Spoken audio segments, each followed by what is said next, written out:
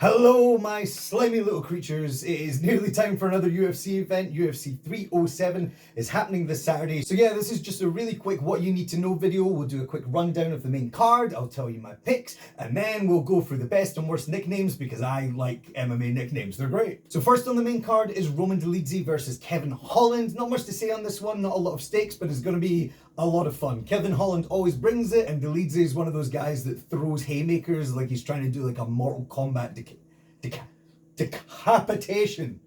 Sheesh! 50p on Roman via scary overhand right. Next up, we have Kayla Harrison versus Ketlen Vieira. If you don't know who Kayla Harrison is, she might just be the woman to bring the GOAT Nunes out of retirement. Because this chick is terrifying. Completely jacked with a legit judo background. Think like if Ronda Rousey shared the same dietitian as Brock Lesnar. Vieira is legit though. She's ranked 2 in the division. Kayla's ranked number 3. And the title fight is on the same main card. So whoever wins is clearly going to be next in line for the title. And good lord, does that division need a new champion. I'll get into that a bit more later on. But for now, 50p on Kayla Harrison via submission. Now the third fight on the main card is Mario Batista versus the legend Jose Junior Aldo. Now even if you're supremely casual to MMA, you may have heard of Aldo's name before because he's the one that Conor McGregor initially won the belt off way back in 2015 or 14, we'll say 15. And a lot of more casual fans have called Aldo washed since then because we love doing that. We love calling people washed as soon as they lose anything. And to be fair, Aldo has lost 6 fights since he lost to Conor, but he's also won 6 fights in those 9 years, which is twice as much as Conor has won in the same time. Yes, Conor McGregor has won 3 fights in 9 years. That is the kind of star power you get for beating a legend like Jose Aldo, because even before he lost to Conor, he was already on a 9-year unbeaten streak. Mario's on his own 6-fight win streak. He's super impressive, but call me crazy, I think old man Aldo's got another run in him.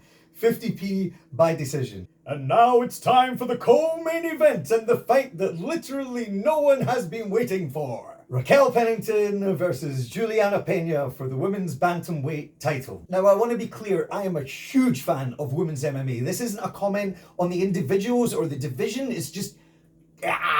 Look, there's just something in MMA when you have a champion who's so good that they take up all the oxygen in the room so that when they leave, it feels lifeless. And Amanda Nunes was that good. We saw her beat both these girls, so it just doesn't feel the same. Look, John Jones did the same at light heavyweight and is probably about to do it at heavyweight. And it makes sense, right? Because it means that we as the audience feel like we're watching the next tier down, and that's just not what we want from our champions. But I will say, the next generation is coming in this division. And I think whoever wins out of Kayla or Vieira is going to run through whichever one of these girls is the champion by the end of the night. Until then, I've got 50p on Pena. I think she's just a bit more determined and mentally tough. And also I'm not talking to Raquel Pennington because she blocked me on Twitter when I asked her about a B-movie she was in called Jurassic Dead. It was not good. But I like bad movies. I wasn't like being mean, I was excited. Anyway, the main event is Alex Pereira versus Khalil Roundtree Jr. and does Khalil deserve the title shot? No. Am I still excited to watch it? Absolutely. Alex Pereira is on one hell of a tear. Alex Pereira. Eh? A cynical man might say that the UFC are trying to give him an easy fight so that he can stay champion and then go either up to face Tom Holland, I was going to say. Tom Holland doesn't fight in the UFC heavyweight division. So he can go up to fight Tom Aspinall, or even down to fight DDP, or even along to gently massage Dana's testicles in his gigantic fists. I'm sorry, I don't know why that happened. They gotta be smooth though, right? Like 2 white pool balls in a cellophane hammock. So Alex is a huge favourite here, and he has earned that, but I don't know, I think he's still a little bit unproven, and I don't feel great about the way the UFC seem like they want him to win. You don't mess with the MMA gods like that, and also, it's quite juicy underdog odds. Yeah, screw it. 50p on Khalil via shocking KO. So there's some good names on the rest of the card, by the way, like OSP's there, and Court McGee versus Tim Means. That can't be real, can it?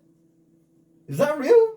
All right, so for nicknames, we've got Wonder Boy versus Wacky Buckles. That's a good start right there. Wacky Buckles is not his real nickname. Of course, what is his real nickname? Okay, Joaquin Buckley's real nickname is New Mansa. I mean, it's all right, but Mansa Nusa was right there, man. Venezuelan Vixens, quite good for Juliana Pena. I like that. Better than Rocky anyway. Stupid Rocky being ashamed of her own stupid movie. Ketlin Vieira's nickname is Phenomenal. Roman DeLeedze's nickname is Caucasian. Okay. Austin Hubbard's nickname is Thud. Okay, that's it. That's best nickname. Also 50p on Thud. So worst nicknames, I mean, anyone that doesn't have a nickname kind of loses automatically. But I mean, Warhorse isn't great. Caucasian's terrible.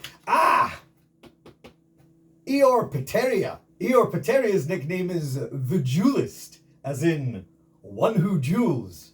That is bad. There's nothing on these, that was just so I didn't feel uncomfortable. But yeah, please let us know your thoughts on this card, on my picks, and comment what your UFC nickname would be. Until next time, I've been Miko. I will continue to be so. Have a great day, and call your mother. Tell her I said hello.